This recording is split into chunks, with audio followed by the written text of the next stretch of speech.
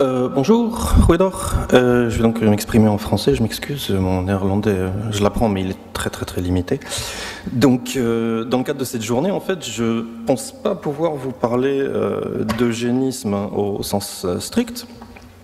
Dans le cas japonais, on a une loi qui est passée en 1940, qui est inspirée par la loi allemande de 1933, et qui demande la stérilisation de personnes qui sont concernées par une maladie mentale héréditaire.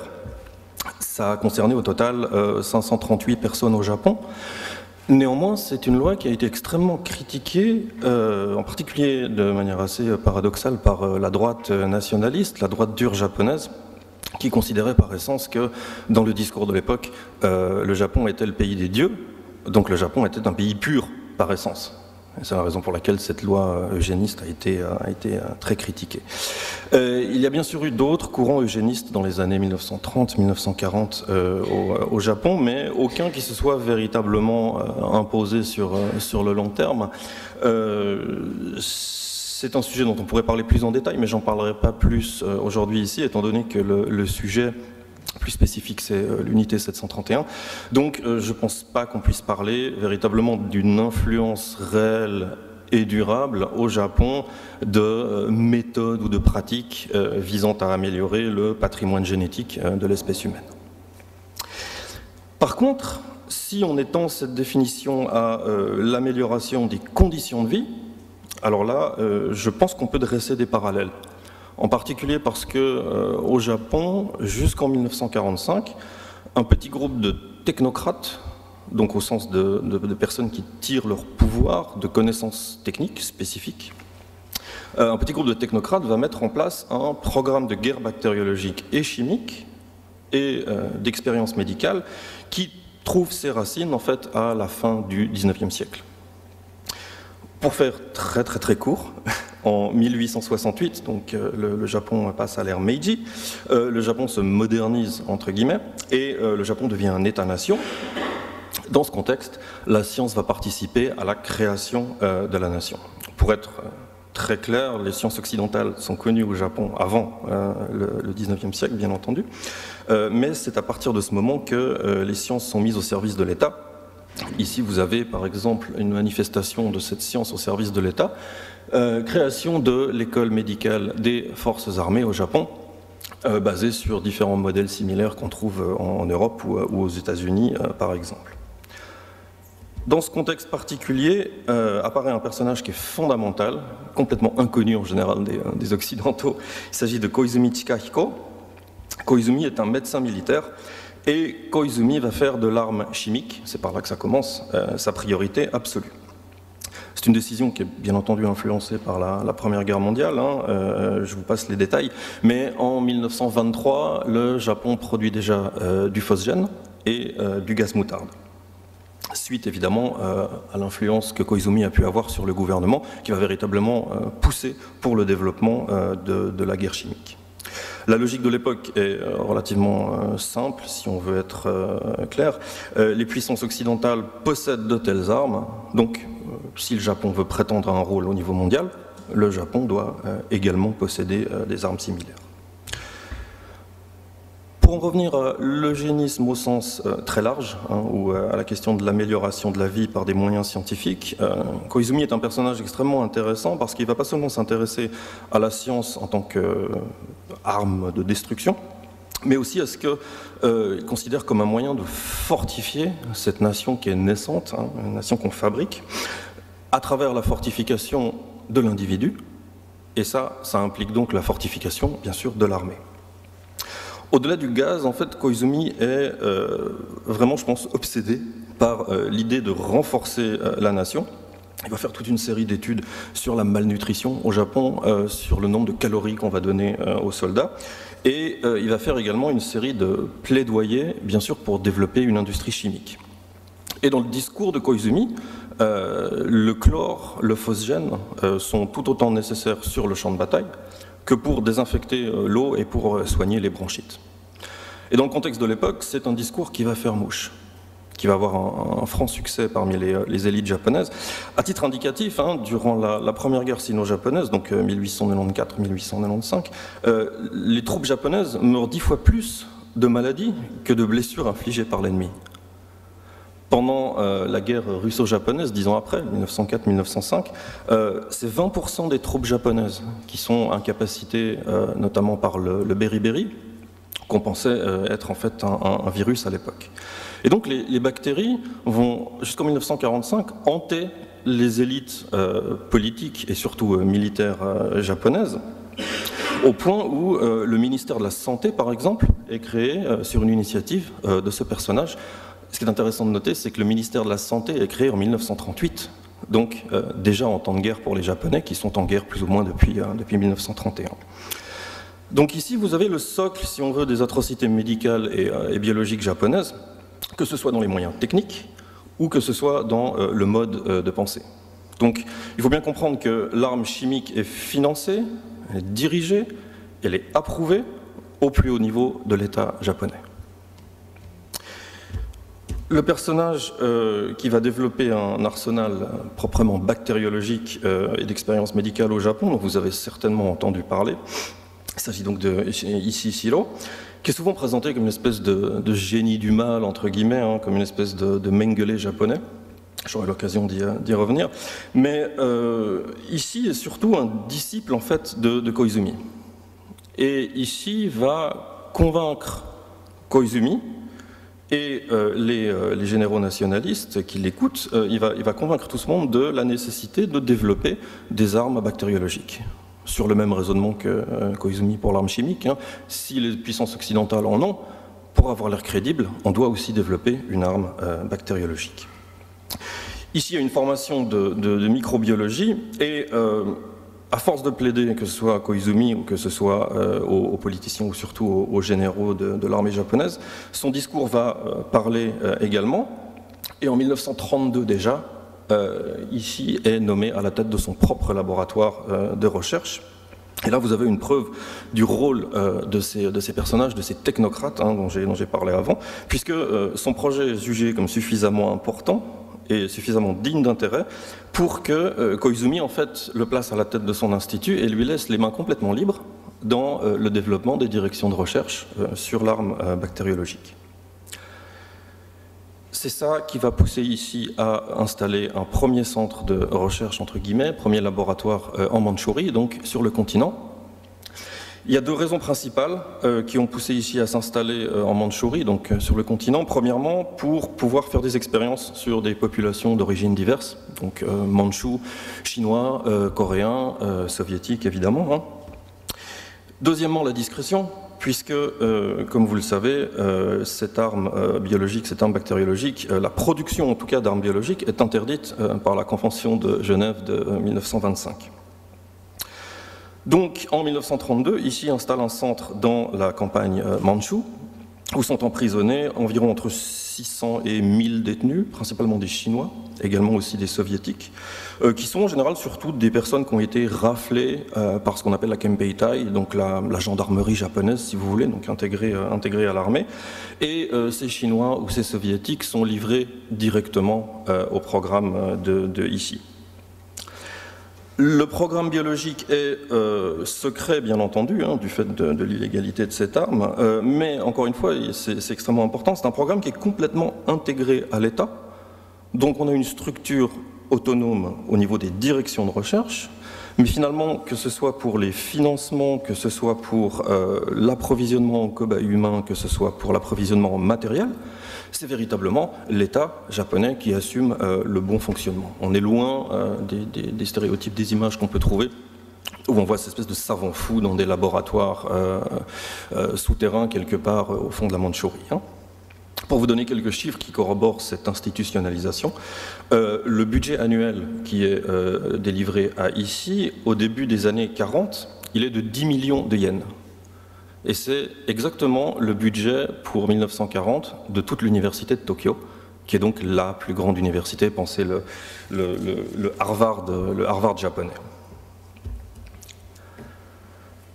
Ishii s'installe donc en Mandchourie et en 1938, l'armée autorise la création d'un nouveau centre en Mandchourie, que vous voyez ici, dans un petit village qui s'appelle Pingfan, un centre qui est bien entendu toujours sous la direction du même Ishi. Il s'agit d'une structure autarcique, alors je m'excuse, c'est en français, c'était un plan plus précis de la slide d'avant, qui permet en fait de se rendre compte à quel point on parle d'une structure autarcique. Hein. Vous avez des bains publics, vous avez des habitations, vous avez un hôpital, un réfectoire, une salle de jeu, plusieurs bars, un sanctuaire shinto également, vous avez une école, vous avez une piscine, des centres de laboratoire, un aéroport et j'en passe.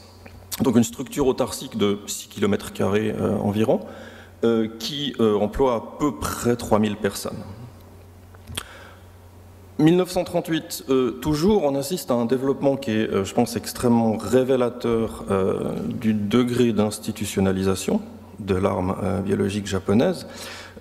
Jusque-là, j'ai parlé de la Mandchourie, hein, donc la Mandchourie qui est bien entendu sous contrôle japonais, puisque le Japon transforme la Mandchourie en 1932 en État fantoche où tout est contrôlé par des fonctionnaires et par des militaires japonais. Néanmoins, à partir de 1938, les Japonais sont embourbés dans la guerre contre la Chine, sur un territoire beaucoup trop vaste pour être contrôlé. Et c'est à partir de 1938 que l'arme biologique est perçue comme un moyen potentiel de se sortir du bourbier. Puisque théoriquement, l'arme biologique japonaise permet d'exterminer en masse la guérilla et la résistance sur un territoire trop large pour être contrôlé. Et donc c'est ce raisonnement qui va amener l'ouverture d'une nouvelle structure à Pékin, qui est tombée donc en 1937. 1939, rebelote, ouverture de 2 nouveaux centres dans la Chine occupée, l'un à Canton, au sud, et l'autre dans la capitale chinoise de l'époque, donc à Nankin. 1942, suite à la prise de Singapour par les Japonais, on a à nouveau, et encore ici, hein, une fois, une nouvelle unité qui est installée sur place. Vous avez certainement entendu parler de la question des femmes de réconfort. J'imagine, on en a beaucoup parlé dans les médias occidentaux, hein, ces filles, en fait, ces chinoises, coréennes, qui ont été transformées en esclaves sexuels par l'armée japonaise. La mise en place de ces bordels contrôlés par l'État s'est développée en suivant l'avancée de l'armée japonaise. Là où on trouve des contingents japonais, on trouve des maisons closes. Et on pourrait dire à moindre échelle en fait qu'il en va de même ici. Hein.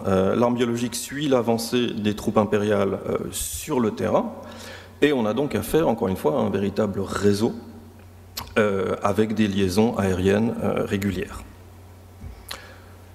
Vous remarquez que jusqu'ici, je n'ai pas parlé de l'unité 731, j'ai parlé de centre de recherche, entre guillemets, j'ai parlé de structure, etc.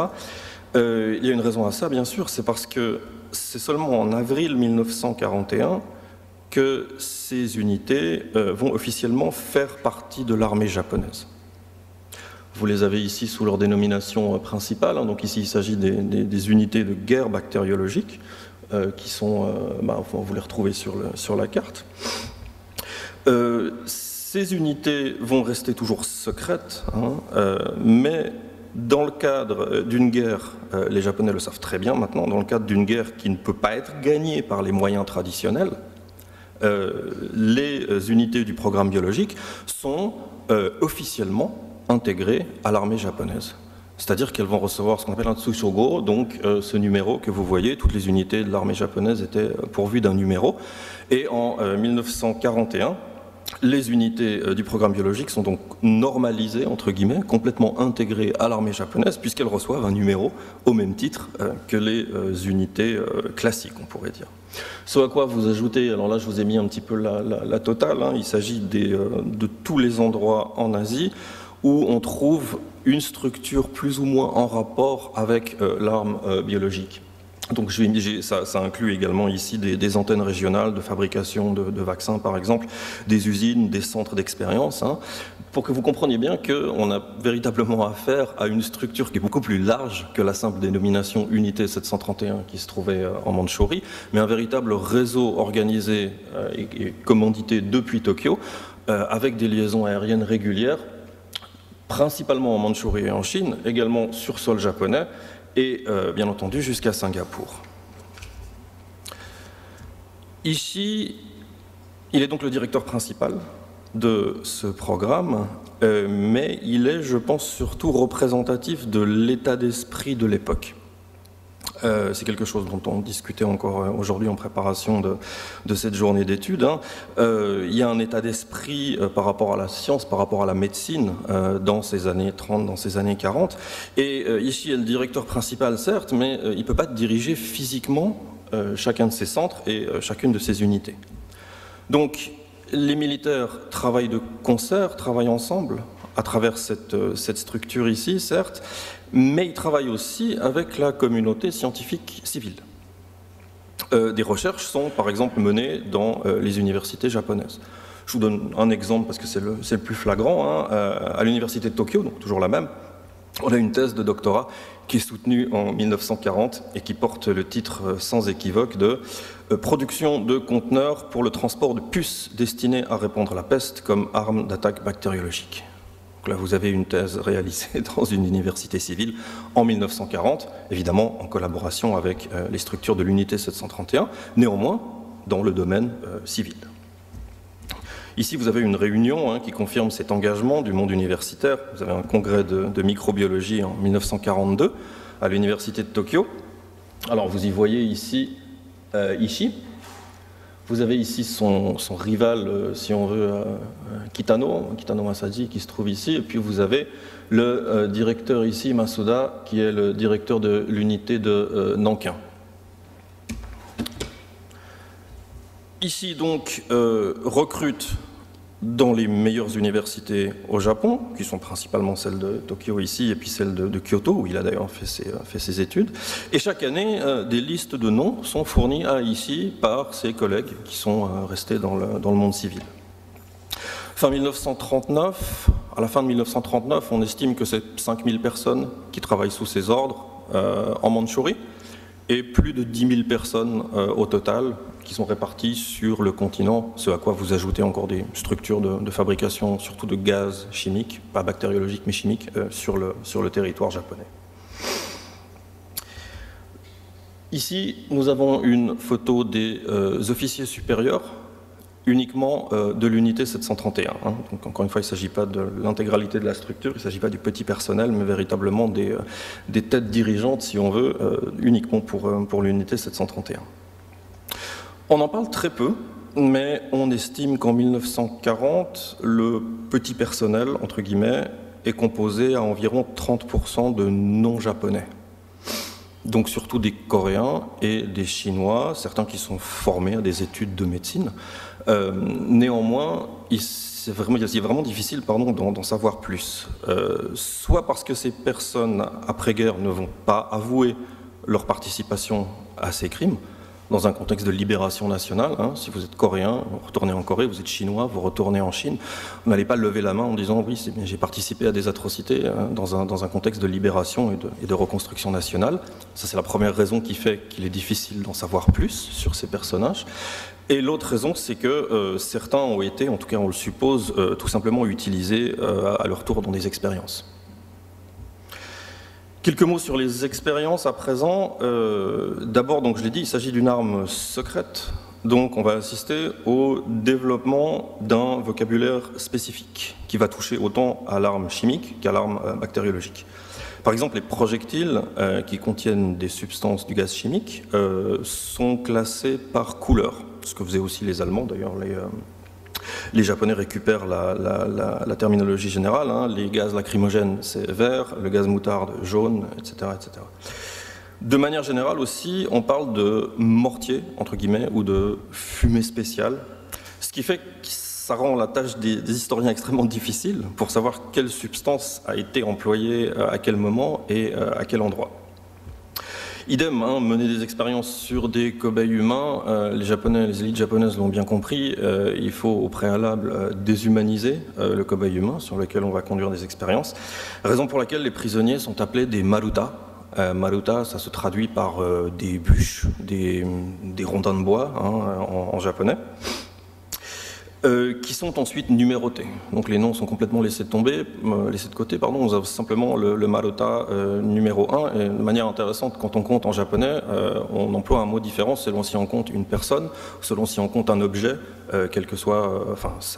Le mot est différent si vous comptez une feuille de papier, ou si vous comptez une bouteille, ou si vous comptez un être humain. Et dans le cadre des Maruta, on les compte en ippon, nippon, sampon, qui se comptent donc comme des bouteilles, comme des objets de la forme d'une bouteille, ronds et longs. Et donc on ne parle pas de hitori, futari, sannin, donc comme on compterait des personnes ou des êtres humains. On trouve aussi l'appellation de souris à tête noire, occasionnellement pour se référer à ces Maruta, mais sans les documents officiels, en tout cas même les écrits de ces principaux responsables, parlent en majorité le terme officiel de Maruta. Les expériences elles-mêmes sont divisées en 5 catégories. Premièrement, les expériences de chirurgie. Donc, améliorer les soins apportés à l'armée japonaise en campagne. Deuxièmement, les expériences d'immunologie, découverte de pathogènes inconnus. Troisièmement, les expériences de contagion des pathogènes connus. Quatrièmement, expériences sur, c'est difficile à expliquer comme ça, expériences qui ne sont pas des expériences médicales de dissection, mais des expériences sur le corps humain, qui touchent à l'enveloppe corporelle, en particulier des expériences sur les gelures. J'aurai l'occasion d'y revenir après. Et cinquièmement, les expériences de développement de vaccins et de médicaments. Sur ce dernier point, en fait, développer un programme de guerre biologique, au sens de bactériologique et chimique, va être lié pour les Japonais et pour ici, comme pour tous ses collègues, au développement d'une recherche défensive, entre guillemets.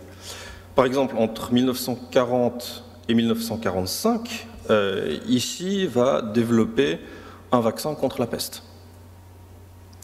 En 1933, Ishii invente un filtre à eau potable qui va être employé par l'armée japonaise lors d'une épidémie de choléra.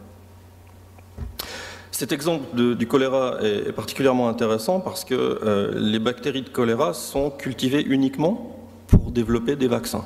Elles ne sont pas cultivées pour être employées de manière offensive, étant donné que, je parle sous contrôle des médecins ici, mais il me semble que c'est correct, l'incubation du choléra est beaucoup plus longue que l'incubation de la peste, par exemple. Ce qui fait que la peste peut être utilisée beaucoup plus rapidement comme un agent de guerre offensive, alors que le cas du choléra sera limité à une utilisation défensive. Je ne dis pas ça évidemment dans le but de disculper ici et l'élite médicale japonaise de l'époque de leurs crimes, mais je pense qu'il faut aussi prendre en compte le fait qu'Ishii et ses collègues sont responsables de répandre des maladies sur le continent chinois, mais ils sont tout autant impliqués dans l'éradication d'épidémies, ce qui en fait de manière paradoxale des atrocités, puisque les expériences qui sont menées dans le cadre de l'éradication d'épidémies, ça se fera au prix de dizaines de milliers de vies humaines également. Pour les expériences avec virus et bactéries, on s'intéresse surtout donc à la peste bubonique, mais aussi le typhus, la fièvre jaune, la syphilis, au total 25 types différents. Et ce sont donc des centaines, voire, selon les cas spécifiques, des milliers de kilos de bactéries qui sont produits chaque mois dans toutes ces structures que je vous ai montrées avant.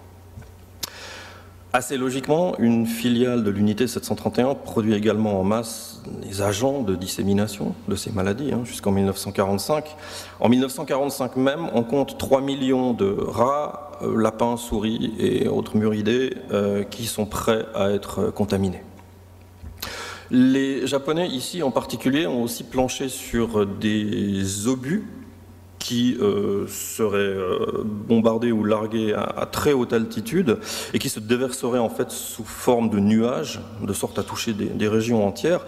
Mais ça aurait été un échec, étant donné que ces nuages sont tout simplement incontrôlables à trop haute altitude et trop dépendants de la météo pour être utilisés de manière concrète.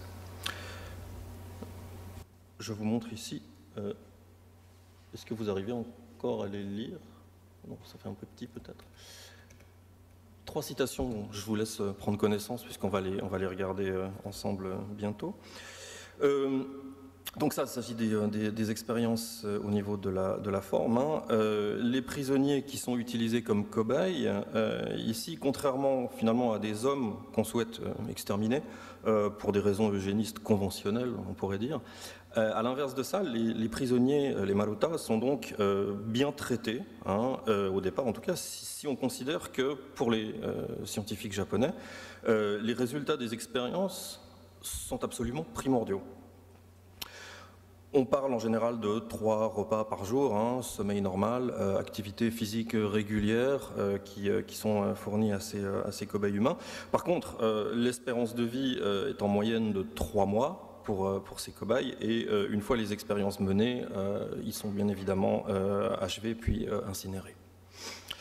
Des expériences ont aussi été conduites en extérieur, à grande échelle, par exemple en distribuant à la population chinoise des chocolats, des biscuits, des petits pains, qui auraient été théoriquement contaminés à la peste ou à la fièvre typhoïde. À ce propos-là, il est évidemment difficile de savoir si ça a eu un succès, on va dire, on peut imaginer que ça ne soit pas un succès, puisque la dernière conversation que j'ai eue avec un scientifique spécialiste de la guerre bactériologique m'expliquait que même aujourd'hui, la nourriture reste un des éléments les plus difficiles à contaminer avec ces substances.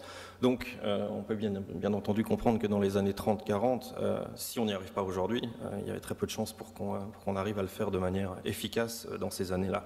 Néanmoins, on a tout un programme qui est développé de distribution de chocolat, de biscuits qui sont contaminés à certains villages en Chine. Je vous propose de regarder la citation numéro 1 ici, hein, donc qui parle de ces marutas et des manju, et je pense qu'il est particulièrement intéressant de noter ici le processus de déshumanisation, hein, qui est planifié avec une extrême rigueur, puisque chaque manju, chacune de ces boulettes, comme un petit pain comme ça, est fabriqué individuellement, l'un après l'autre, à la main, ensuite contaminés un par un avant d'être distribués, et évidemment les résultats sont soigneusement notés, quelle dose il y avait dans quel manju qu'on a distribué à quelle personne, donc un travail finalement extrêmement minutieux. Idem pour le traitement des prisonniers dont j'ai parlé à l'instant, et je trouve qu'il est d'ailleurs révélateur que le vétéran, le témoin, fasse ici la comparaison, hein, entre les marutas et les manju. Les exercices de chirurgie vont être menés de manière extrêmement régulière. Plutôt que de vous les décrire, hein, je vous propose donc la citation numéro 2 qui résume, c'est un exemple parmi d'autres évidemment, mais qui pour moi était une des plus parlantes et qui semble avoir été en tout cas conduite de manière extrêmement récurrente. Très rapidement, les 2 derniers types d'expériences, hein, sont donc l'exposition des prisonniers à des obus, prisonniers qui sont attachés en extérieur à des espèces de grandes croix, des obus ou de mortiers qui explosent à proximité et qui contiennent évidemment des bactéries ou du gaz. Le but étant de voir, selon les degrés de couverture fournis à ces prisonniers, l'exposition ou les dégâts qui peuvent être faits. Et puis alors, ces expériences à la résistance au gel, où en fait on a des personnes qui sont attachées dehors en hiver. Leurs membres sont ensuite dégelés à l'intérieur de différentes manières. Le but étant de définir un traitement pour les engelures dont peuvent souffrir les soldats japonais dans la Mandchourie des années 1930, des hivers qui vont jusqu'à moins 20, moins 25 degrés. Il y a d'autres expériences, évidemment, on pourrait en parler pendant des heures, mais il s'agit là, je pense, des plus importantes en termes de nombre de victimes et en termes de fréquence. La majorité de ces expériences est aujourd'hui clairement identifiable parce que les scientifiques japonais, vous le savez sûrement, vont réutiliser, après 1945, les résultats de ces travaux, de ces expériences, et quelquefois en citant même à l'intérieur de la communauté scientifique leur nom, l'unité 731, le jour ou le mois à laquelle ils ont fait ces expériences. Je dis ça ici parce qu'en fait j'aimerais vraiment insister sur l'importance du concept d'expérience. Je pense qu'au début de leur carrière, finalement, que ce soit Koizumi, que ce soit ici, tous les autres, vous remarquez que je n'ai pas donné de nom, mais il y en a énormément, tous ces hommes-là finalement profitent du contexte géopolitique qui est favorable à leur recherche. Ils vont utiliser le nationalisme pour arriver à leur fin. Mais je ne pense pas que Ishii, Koizumi et les autres soient véritablement des fanatiques patriotes, finalement au-delà de la rhétorique nationaliste, ultranationaliste qui est mise en place à l'époque. Ce qui compte pour ces hommes, c'est de pouvoir conduire des expériences à grande échelle, à l'extérieur, sur des sujets humains. Et je pense que ça, c'est quelque chose qui se confirme avec le déploiement de l'arme biologique sur le terrain. Je vous donne deux exemples ici, il y en aurait plus, mais il y en a deux qui me semblent particulièrement intéressants. En 1939, les Japonais se font laminer dans une toute petite localité qui s'appelle Nomonhan, à la frontière entre la Mandchourie et la Mongolie. Et l'armée japonaise, qui se croyait extrêmement forte et supérieure à toutes les autres armées du monde, est en panique suite à cette défaite en 1939. Et suite à cette défaite, donc, l'état-major autorise le déploiement de l'arme bactériologique sur le terrain. C'est la première fois. Et ici, ordonne de répandre le bacille de la fièvre typhoïde dans la rivière locale à Nomonhan. En fait, il semble que les pertes humaines vont être extrêmement faibles parce que le bacille de la typhoïde perd son efficacité grandement quand il est dans l'eau. Et ça, Ishii le savait. Néanmoins, pour lui, c'était l'occasion de vérifier cette hypothèse sur le terrain, à grande échelle, en dehors du laboratoire, si vous voulez. Et ça se retrouve avec l'arme chimique, comme vous pouvez le voir ici. Il s'agit donc du quartier général de la 2e armée, le plan d'instruction quant à la guerre chimique. Il y a une véritable obsession de conduire des expériences sur sol chinois, accessoirement certes pour conduire des expéditions punitives en territoire chinois sous occupation japonaise, mais surtout pour se préparer à ce que les Japonais perçoivent comme être la seule véritable guerre, c'est la guerre contre les Soviétiques. C'est celle-là qui obsède complètement les autorités militaires japonaises, surtout après la déculottée que les Japonais prennent en 1939 dans cette bourgade de Nomonhan. Donc, véritablement, je pense le concept d'expérience est fondamental ici pour comprendre les motivations de l'emploi de cette arme biologique, que ce soit chimique ou bactériologique. Il y a eu des expériences sur les soviétiques, ça c'est certain. Il y a eu des expériences qui sont sur les Chinois, effectivement, ça on l'a vu aussi. On ne sait pas en fait aujourd'hui s'il y a eu des expériences sur des prisonniers anglo-saxons. Des mauvais traitements liés à la dénutrition, ça certainement. Il y a eu des expériences de dénutrition qui ont été menées sur les Occidentaux, les Américains en particulier. Mais avec des bactéries et du gaz, je ne veux pas lancer un débat parce que certains disent oui, certains disent non. Comme dans tous les sujets sensibles, on tourne rapidement à la théorie du complot. Personnellement, je pense qu'il n'y a pas vraiment eu d'expérience avec le gaz et les bactéries sur les Occidentaux, tout simplement parce que l'empereur et l'état-major se sont toujours opposés à l'utilisation de l'arme biologique contre les Occidentaux, puisque ces pays étaient en mesure de riposter avec des armes similaires. Le raisonnement est aussi simple que ça. C'est la raison pour laquelle les gaz mortels, les bactéries, vont être exclusivement employés contre les Chinois, qu'ils soient civils ou militaires, parce qu'on sait que techniquement, ils n'avaient pas les moyens de riposter. Je serais bien en peine de vous donner un nombre de victimes précis, aussi parce qu'on ignore si les épidémies sont d'origine naturelle sur le territoire chinois, ou si c'est des bactéries qui ont été répandues par les Japonais, ou alors si c'est du gaz qui a tué, ou si c'est des virus et qu'il s'agit de pertes ultérieures. Entre 1939 et 1941, il y a par exemple une épidémie de fièvre hémorragique dans le nord de la Mandchourie qui va tuer des Chinois et qui sera d'origine naturelle, celle-là, à tel point que les Japonais voudront se l'approprier pour en faire une arme, ce qu'ils ne réussiront pas à faire. Rien que pour les gaz, néanmoins, puisqu'il faut donner des chiffres quand même, on estime que les gaz ont été utilisés plus de 2000 fois.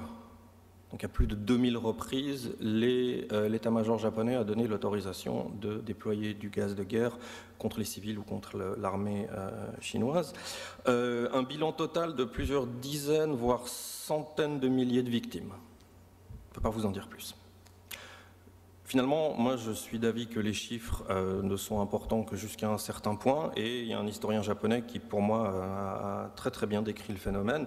Il dit que le meilleur chiffre, c'est pas moins de 3000. Jusqu'en 1940, il n'y a pas moins de 3000 Chinois, Soviétiques et autres qui ont décédé suite à des expériences soit médicales, soit des tests qui ont été conduits avec des armes bactériologiques ou chimiques. Donc pas moins de 3000 jusqu'en 1940. Au final, cette arme n'aura pas permis de gagner quoi que ce soit. Et je pense que ça se vérifie pour les Italiens en Éthiopie en 1935-1936, les Américains au Vietnam. Non seulement c'est une arme qui n'est pas employée par les Japonais contre les Occidentaux, mais il faut aussi savoir qu'à partir de 1900, donc fin 1941, les Japonais se lancent dans une guerre contre les Alliés. À partir de la moitié de 1942, on a déjà des pénuries de matériel du côté japonais. Les masques à gaz, par exemple, qui sont théoriquement nécessaires quand vous employez des gaz contre l'ennemi, soit ils ne marchent pas, soit les troupes n'en ont pas, soit ils ne savent pas s'en servir. Donc là, on est dans une situation de logistique qui est déjà problématique 6 mois après le début de la guerre.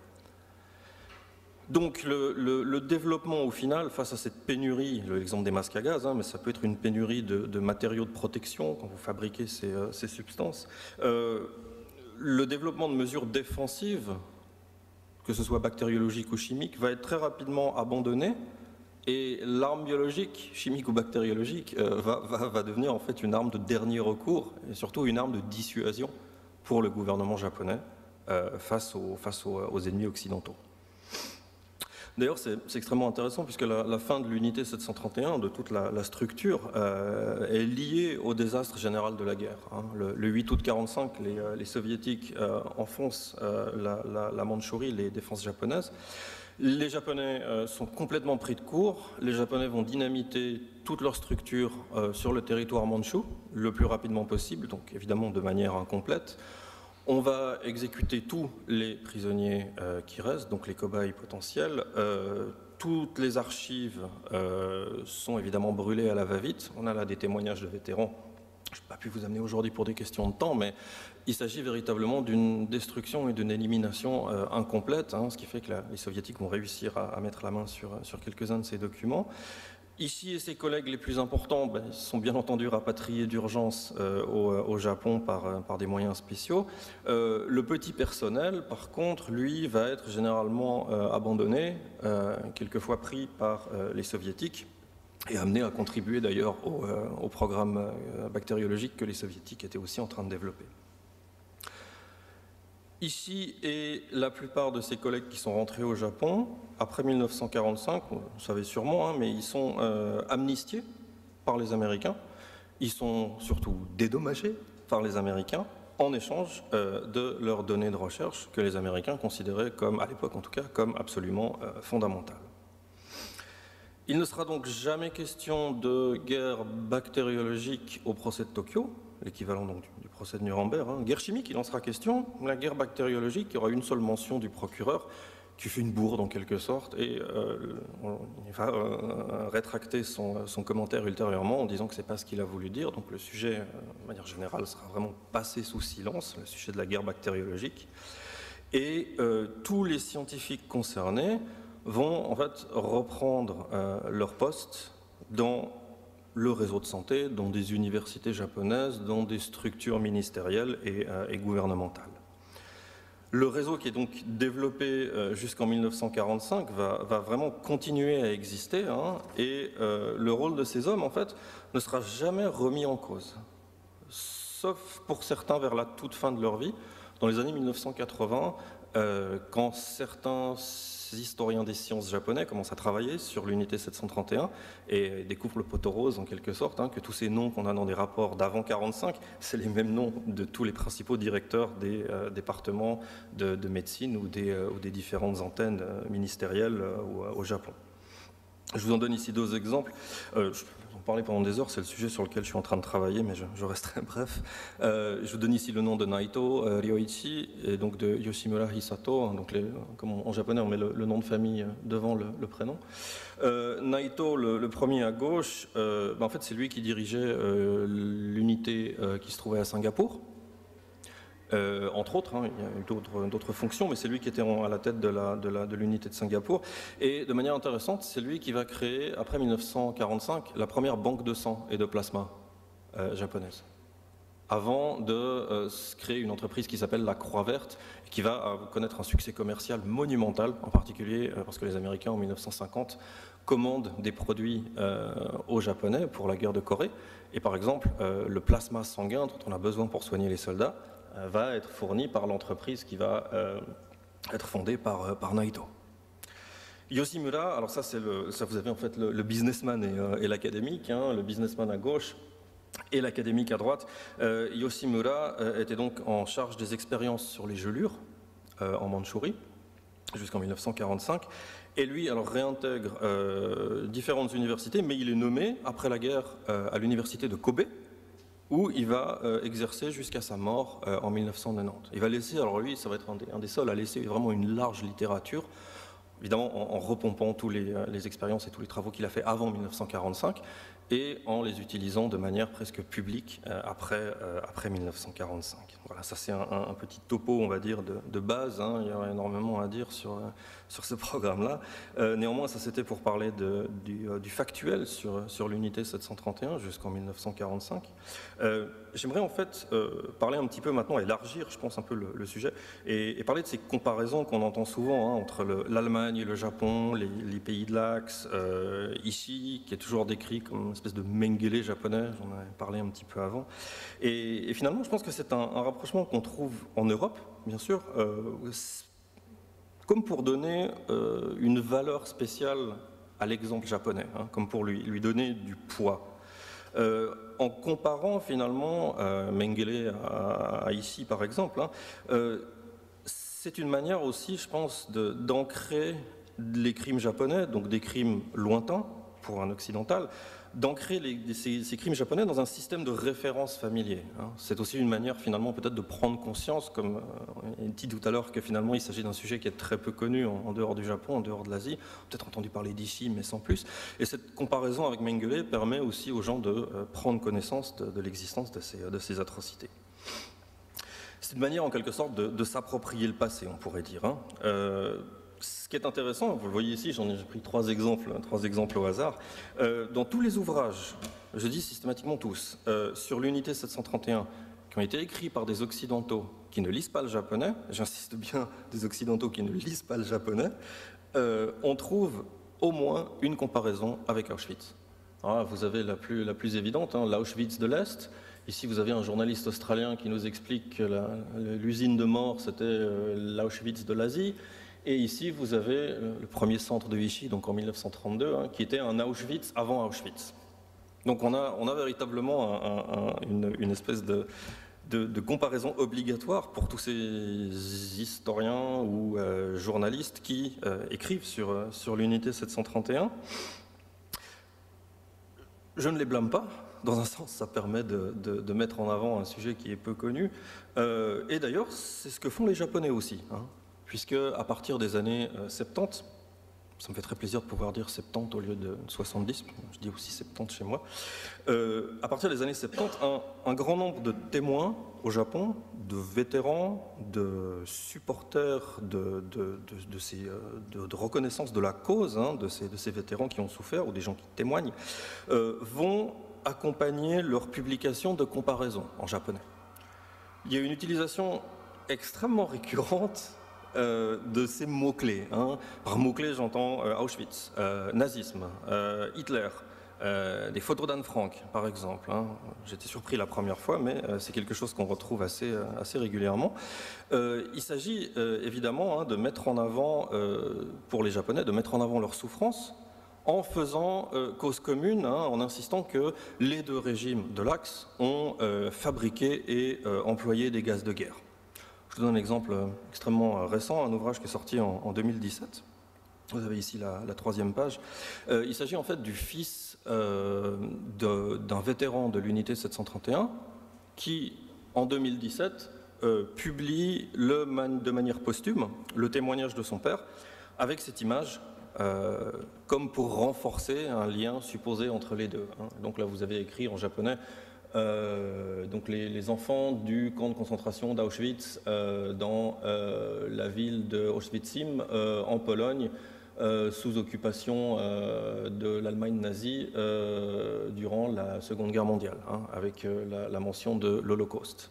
Donc, que ce soit d'un côté ou de l'autre, finalement, il y a comme un besoin de se raccrocher à ces symboles que représente Auschwitz pour les Japonais, et puis évidemment du côté occidental de rapprocher le plus possible le sujet des expériences biologiques à la figure d'Ishi uniquement. Alors, certes, il y a des points communs entre l'Allemagne et le Japon de ce point de vue-là. Des êtres humains ont effectivement été utilisés comme cobayes. Si on regarde le réquisitoire du procès Karl Brandt, à Nuremberg, certains chefs d'accusation sont effectivement applicables au cas japonais. Crimes de guerre, expérience médicale sur civils et sur prisonniers de guerre.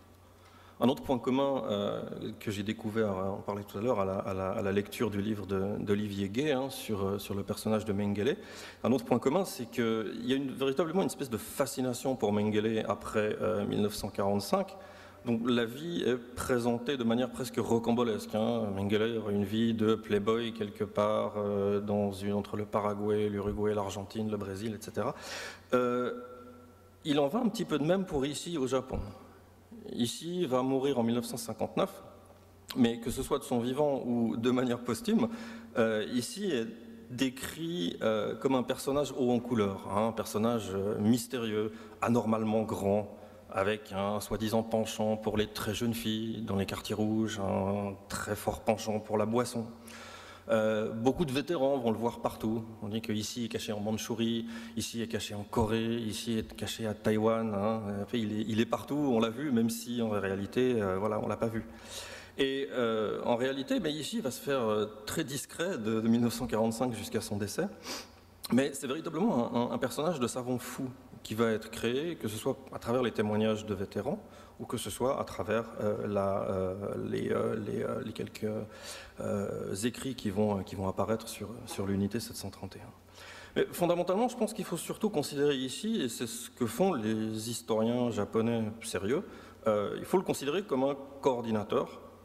Je reviens à ce concept de technocrate, qui est pas le concept, c'est pas un concept qui m'est propre, mais l'historien japonais emploie ce concept en particulier, un technocrate qui dirige un réseau dont finalement la responsabilité finale appartient à l'État, puisque certains collègues de ici ont été forcés à collaborer, mais finalement la grande majorité de ces collègues à l'époque, qui sont restés sans nom, j'ai parlé de Koizumi et de ici, la grande majorité de ces personnes vont postuler en fait pour avoir l'opportunité de faire ces expériences grandeur nature. Dans les universités japonaises à l'époque, les départements de médecine, ce sont des départements de médecine patriotique. C'est l'appellation officielle. On parle de médecine patriotique, de la médecine pour la patrie, pour le Japon. Et ça, évidemment, cet intérêt de faire des expériences soi-même, le fait que ces hommes ont postulé, c'est corroboré par le fait que ces hommes, après 1945, vont se citer mutuellement, puisqu'ils ont évidemment créé un réseau qu'ils vont continuer à entretenir. Et il me semble que d'ailleurs les expériences sur les engelures qui ont été faites à Dachau vont également être récupérées par la communauté scientifique, y compris américaine, il me semble. Donc ça, c'est des points communs qu'on pourrait mettre en avant, des parallèles. Et puis il y a, je pense aussi, des différences entre le cas japonais et le cas occidental, le cas allemand. En comparaison du réquisitoire Karl Brandt, toujours, puisque j'en parlais, au Japon, on ne trouve pas de planification et de meurtre de masse de personnes stigmatisées, malades, handicapées, etc. De la même manière, le programme chimique japonais s'est limité en fait à posséder les mêmes gaz que les grandes puissances. Toujours selon la logique du 19e siècle, ce qu'ils ont, il faut que nous l'ayons également. Le sarin, le tabun, qui sont des gaz qui sont autrement plus dangereux, ont été développés en Allemagne et absolument pas été développés par les Japonais.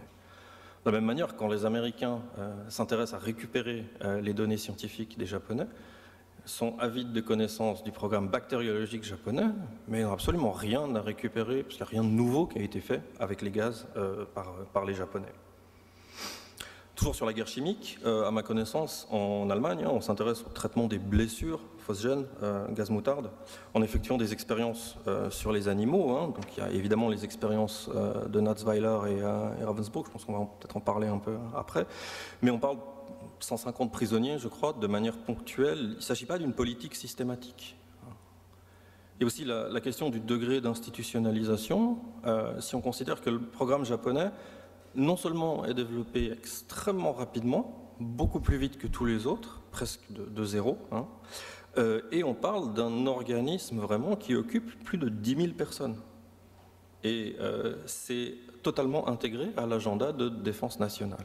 10 000 personnes, c'est 10 fois plus que le deuxième plus grand programme de guerre bactériologique dans le reste du monde, qui était le programme soviétique, qui n'employait que 1000 chercheurs. Et quelques centaines, que ce soit chez les Américains, chez les Canadiens ou chez les Britanniques, par exemple. Autre différence fondamentale, sur le terrain, la guerre biologique, à ma connaissance, n'a jamais été déployée par Berlin à grande échelle, étant donné que Hitler s'y était opposé. À l'inverse, l'empereur japonais Hirohito donne son feu vert au déploiement de l'arme chimique et bactériologique contre les Chinois, moins parce qu'on les considère comme inférieurs que parce qu'on sait qu'ils vont de toute façon pas pouvoir riposter.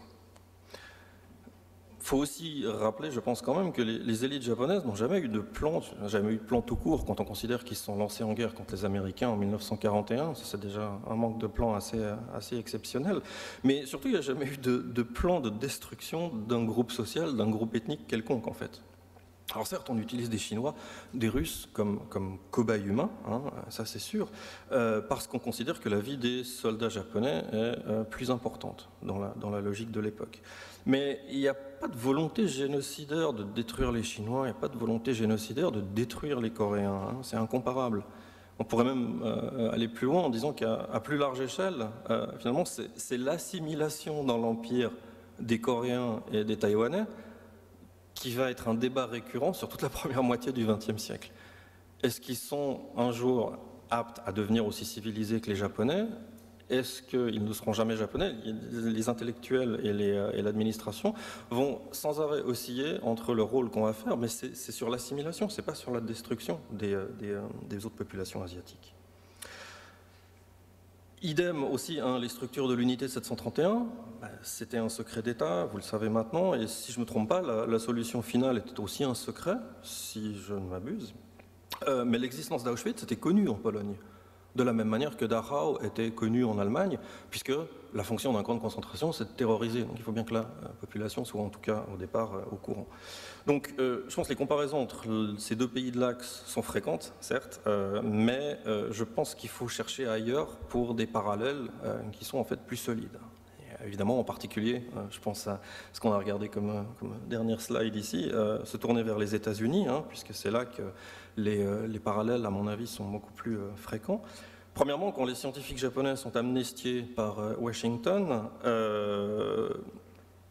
contrairement au projet Paperclip, les Américains vont identifier ici comme leur seul et unique contact, rapidement se désintéresser d'absolument tous les autres. Ici devient le point focal, ces écrits en particulier. Pour le gouvernement japonais aussi, c'est un secret d'État donc qui va durer jusque dans les années 80, jusque dans les années 90. À l'inverse, la médecine de guerre, elle est jugée en Occident à Nuremberg, en particulier dans le cas du procès Karl Brandt. Il y a aussi les expériences elles-mêmes. Tuskegee en Alabama, je pense que tout le monde connaît, mais pendant la guerre, ce qu'on sait un petit peu moins, c'est que Washington va en fait financer un programme d'expérience durant la Seconde Guerre mondiale, d'expérience avec du gaz moutarde sur 60 000 de ces soldats, selon des critères raciaux. C'est-à-dire que des tests comparatifs vont être menés par les troupes, les scientifiques américains, dans le but de remplacer les troupes blanches, entre guillemets, sur le front en première ligne, et les remplacer par des Afro-Américains parce qu'on suppose que leur peau noire est plus résistante au gaz que celle des Occidentaux. Il y a aussi des expériences qui vont être conduites sur des Japonais américains dans le but d'évaluer l'impact des gaz sur des populations asiatiques, donc potentiellement sur des Japonais. On a donc affaire, je pense ici, vraiment au même raisonnement dans ce programme d'expérience lancé par les Américains, au même raisonnement que lors des expériences japonaises. Il ne s'agit pas de créer une nouvelle arme, mais d'utiliser des cobayes humains dans le but de soigner ses propres troupes. On est confronté à une forme de racisme, c'est certain, de mépris basé sur la culture ou la couleur de peau, mais encore une fois, il n'y a pas d'idéologie sous-jacente claire. Pour dire autrement, il n'y a pas de Mein Kampf japonais, si vous voulez, à plus grande échelle. Il n'y a pas de politique de destruction. Les expériences ne sont pas menées ne sont pas motivées par l'eugénisme au sens strict, mais vraiment plutôt par la raison d'État, qui prime sur les considérations éthiques, considérations éthiques qui d'ailleurs n'existent pas à l'époque. De ce point de vue d'ailleurs, je pense, c'est personnel, mais que les expériences de Tuskegee qui se passent de 1932 à 1972 sont beaucoup plus choquantes, puisqu'elles interviennent après la création du Code de Nuremberg, des déclarations de Genève ou de la déclaration d'Helsinki, qui sont censées apporter un garde-fou, un cadre sur la médecine au niveau mondial. Au final, la science et la médecine japonaise, je pense, doivent être considérées moins comme une discipline de guérison qu'une discipline de contrôle. C'est-à-dire qu'au nom de l'idéologie impériale, sacrifier des Japonais n'est pas un problème. Et pour protéger coûte que coûte cette idéologie, dans une guerre qui est déjà perdue à partir de 1942, beaucoup de Japonais seront aussi sacrifiés. Et j'aime bien faire ce parallèle dans ce cas-là, parce que ces Japonais ne seront pas sacrifiés dans des expériences, mais les Japonais seront sacrifiés à cause des conditions en fait, durant la guerre. C'est-à-dire que les troupes impériales sont souvent abandonnées sur le terrain par l'état-major japonais à cause d'une logistique qui est monstrueusement déficiente, au point où on se demande s'ils ont vraiment réfléchi avant de se lancer dans la guerre. Je vous donne un exemple. En 1942, à Guadalcanal, on a 15 000 soldats japonais qui meurent de faim contre 5 000 qui tombent sous les balles ennemies. Tout simplement à cause de la logistique défaillante de l'Empire. Donc on peut aussi considérer ces gens-là, ces sujets impériaux, comme des sortes de victimes. Donc au sens large aussi, finalement, je pense qu'on retrouve ici ce mépris général pour la vie humaine.